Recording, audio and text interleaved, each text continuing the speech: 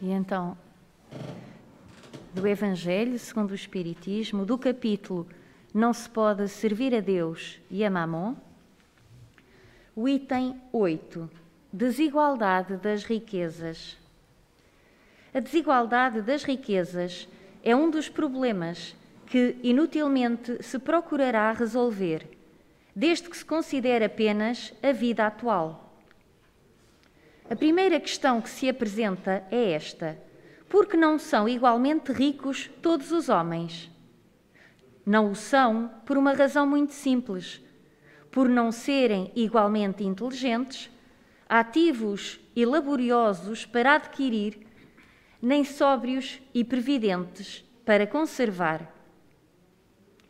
É, aliás, ponto matematicamente demonstrado que a riqueza, repartida com igualdade, a cada um daria uma parcela mínima e insuficiente, que, supondo efetuada esta repartição, o equilíbrio em pouco tempo estaria desfeito, pela diversidade dos caráteres e das aptidões, que, supondo-a possível e durável, tendo cada um somente com que viver, o resultado seria o aniquilamento de todos os grandes trabalhos que concorrem para o progresso e para o bem-estar da humanidade, que, admitindo desse ela a cada um o necessário, já não haveria o aguilhão que impele os homens às grandes descobertas e aos empreendimentos úteis. Se Deus a concentra em certos pontos, é para que daí se expanda em quantidade suficiente de acordo com as necessidades. Admitido isso, pergunta-se por que Deus a concede a pessoas incapazes de fazê-la frutificar para o bem de todos. Ainda aí está uma prova da sabedoria e da bondade de Deus. Dando-lhe o livre-arbítrio, quis ele que o homem chegasse, por experiência própria, a distinguir o bem do mal e que a prática do primeiro resultasse de seus esforços e da sua vontade. Não deve o homem ser conduzido fatalmente ao bem nem ao mal, sem o que não mais fora senão instrumento passivo e irresponsável como os animais. A riqueza é um meio de o experimentar moralmente, mas como ao mesmo tempo é poderoso meio de ação para o progresso, não quer Deus que ela permaneça longo tempo improdutiva, pelo que incessantemente a desloca. Cada um tem de possuí-la para se exercitar em utilizá-la e demonstrar que uso sabe fazer dela. Sendo, no entanto, materialmente impossível que todos a possuam ao mesmo tempo, e acontecendo, além disso, que, se todos a possuíssem, ninguém trabalharia, com o que o melhoramento do planeta ficaria comprometido, cada um a possui por sua vez. Assim, um que não na tem hoje, já a teve ou terá noutra existência. Outro que agora a tem, talvez não na tenha amanhã. Há ricos e pobres, porque, sendo Deus justo, como é, a cada um prescreve trabalhar a seu turno. A pobreza é para os que a sofrem, a prova da paciência e da resignação.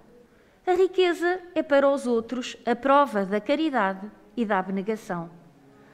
Deploram-se com razão o péssimo uso que alguns fazem das suas riquezas, as ignóbeis paixões que a cobiça provoca, e pergunta-se: Deus será justo dando-as a tais criaturas? É exato que, se o homem só tivesse uma única existência, nada justificaria semelhante repartição dos bens da terra. Se, entretanto, não tivermos em vista apenas a vida atual e, ao contrário, considerarmos o conjunto das existências, veremos que tudo se equilibra com justiça. Carece, pois, o pobre de motivo assim para acusar a providência, como para invejar os ricos e estes para se glorificarem do que possuem. Se abusam, não será com decretos ou leis suntuárias, que se remediará o mal. As leis podem de momento mudar o exterior, mas não logram mudar o coração. Daí vem serem elas de duração efêmera e quase sempre seguidas de uma reação mais desenfreada. A origem do mal reside no egoísmo e no orgulho. Os abusos de toda a espécie cessarão quando os homens se regerem pela lei da caridade. Que assim seja. Ora, o tema hoje fala talvez, na prova mais difícil que nós temos que superar na Terra, que é a prova da riqueza. Muitas vezes olhamos só o que temos e esquecemos dos que estão à nossa volta. A prova da riqueza, juntamente com a prova da beleza, são as duas provas mais difíceis de superar numa existência. Mas a da riqueza acho que ainda é mais difícil de superar do que a prova da beleza. Porque normalmente há exceções, como em todo o lado, mas normalmente o rico só conhece duas operações matemáticas: somar e multiplicar. Não sabe o que é dividir, não sabe o que é subtrair. Há exceções, por exemplo, o Bill Gates, multimilionário, tem uma fundação que apoia, é um filantropo. Temos uma fundação em Lisboa feita por outro excelente filantropo, ou melhor, duas, a Fundação Champalimaud e a Fundação Carlos Gulbenkian. Alguns exemplos de pessoas que puseram a riqueza ao bem dos mais necessitados. Depois, a prova contrária à da riqueza é a prova da pobreza. Como falou aqui no Evangelho, se o pobre resignar, essa prova está superada. Agora, se viemos numa situação de pobreza e, pois, Deus fez-me a mim, se andarmos a blasfemar, de certeza que numa próxima existência ainda vamos vir pobres, que é para aceitarmos a condição. Mas é mais fácil de superar a prova da pobreza do que a prova da riqueza. O rico de hoje, se não for amigo, se não for caridoso, como fala aqui, e que é o lema da nossa doutrina, fora da caridade não há salvação, se ele não for caridoso, pode ter a certeza que na próxima reencarnação vai vir pobre. E vai passar um bom bocado para saber a dificuldade que causou aos outros. Hoje muitos industriais, como eu disse, só conhecem a operação de somar e multiplicar, estão a arranjar máquinas para substituir os homens. E isso é mal feito para esses industriais que fazem isso. Reparem que já há carros que andam sem condutor. Imaginem o dono de uma empresa de táxis: vou comprar estes carros, não preciso pagar a ninguém, os carros vão buscar as pessoas e fazem tudo. Isto é mal feito, mas também os governos já estão a cautelar estas situações. Quem despedir para meter máquinas a trabalhar vai ter que pagar bem mais à Segurança Social. Neste momento paga, salvo erro, 11%. Quem fizer isso irá pagar 50% depois. Mas é só para verem a ganância das pessoas. E a vaidade, pois há os ricos que têm a vaidade. Um compra um Ferrari, o vizinho no dia a seguir também tem que ir comprar. Mas para quê? Para que é que são casas enormes? E o nosso querido irmão Fernando, aqui uma vez, salvo erro, foi na semana passada, quando se põe aqui em causa se Deus é justo, não tenhamos dúvidas. Se todos nós aqui na sala que estamos presentes, nos fosse dado 1 milhão a cada um, de certeza que amanhã tínhamos todos quantias diferentes. Certo? Eu ia gastar numa coisa, a Cristina ia gastar noutra, a Sandra noutra, etc. Não íamos de certeza ter o mesmo dinheiro ao final do dia. Portanto, temos o nosso livre-arbítrio. Temos que fazer bom uso dele. E se formos caridosos, de certeza que a prova também é superada e Deus irá gostar do nosso comportamento se assim fizermos. Então, eu gostaria de acrescentar que, infelizmente, todos nós ainda estamos muito agarrados ao que é material. Nós ainda não conseguimos perceber quem somos nós. e então damos prioridade e damos muito mais importância a tudo o que é material. E, nesse aspecto, vamos, no fundo, ver as diferenças que existem uns com os outros. E a riqueza e a própria sociedade, como nós estamos todos inseridos nela, a riqueza e a beleza, como o Nuno disse, são, de facto, grandes provas da nossa existência. Se nós avaliarmos bem, possivelmente é uma bênção nós não sermos ricos, porque a riqueza poderia nos trazer uma grande perdição. Então, temos que olhar para dentro de nós e perceber aquilo que é realmente mais importante para nós. O que é que nos faz mais feliz? O que é que nos traz mais paz? O que é que nos traz mais harmonia? Quantas vezes ter muita riqueza é sinal de grande dor de cabeça, de grandes problemas até no seio familiar, porque provoca guerras. Por outro lado, não há mal nenhum em ter riqueza. Absolutamente. Quando nós trabalhamos dignamente, honradamente, e não colocamos a riqueza em primeiro lugar, a riqueza, os bens materiais, nada disso é negativo. Pelo contrário, Deus dá a todos nós qualificações para podermos desenvolver riqueza. O ideal é que todos tenham o suficiente para viver em harmonia e equilíbrio. E aquele que tem mais, em termos materiais, saber administrar no sentido de colocá-lo a favor dos outros, a favor da ciência, a favor da riqueza de trabalho.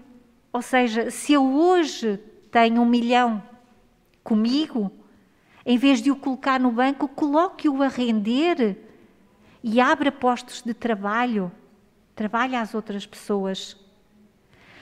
Porque nós não percebemos que o material também é energia. E quando nós nos agarramos demasiado a uma energia e essa energia fica fechada, não flui, estamos a bloquear esse fluir. Então, quanto mais permitirmos que a riqueza entre e saia, mais as coisas vão fluindo. É tal partilha. Então, nós ainda temos mesmo muito para mudar, mas a bondade do Pai é tão grande que nos dá todas as oportunidades para podermos mudar todas as questões difíceis da nossa vida, tal como a questão da riqueza, ou do trabalho, ou dos bens materiais. Jesus disse-nos: procurai primeiro o reino dos céus, porque tudo vos será acrescentado. Então procuremos colocar aquilo que é essencial na nossa vida, porque o resto vem por acréscimo. Façamos tudo dentro daquilo que são os valores fundamentais, a honestidade, a justiça, procurar fazer sempre o bem, sempre valorizando o bem. Não tentar ser o espertalhão, porque nós estamos a viver o que vivemos neste mundo porque temos sido os espertalhões.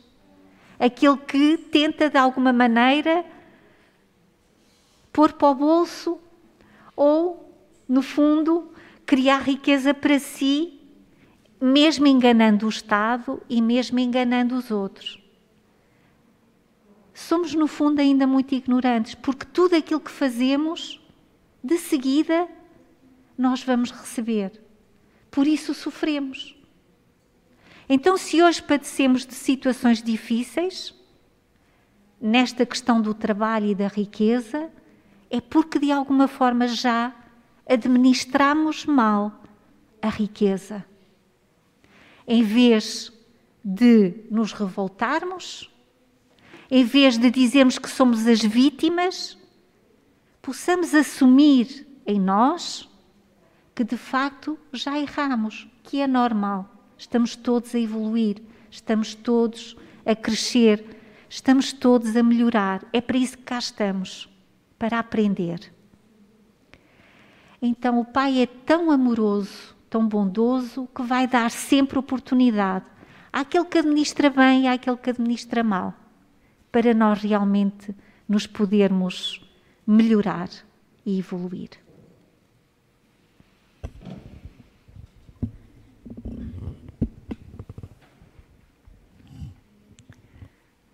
Já não há assim muito mais a acrescentar, mas de qualquer forma eu queria dizer que a palavra riqueza e a questão da partilha relativamente ao facto das pessoas serem ricos e terem de partilhar, não quer dizer que só os ricos possam partilhar, porque nós podemos não ser necessariamente ricos, mas certamente, e graças a Deus, temos alguma coisa que podemos partilhar. Seja ela dinheiro, seja ela tempo e atenção para dar aos outros, porque eu não tenho necessariamente que partilhar só dinheiro. Há momentos em que as pessoas podem estar a precisar de uma palavra amiga, da minha atenção.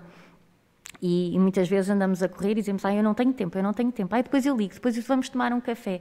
E não temos tempo para estar com as pessoas. Passamos a vida a combinar. Qualquer dia tomamos um café e, se repararmos bem, esse qualquer dia, se calhar já se prolonga por alguns anos.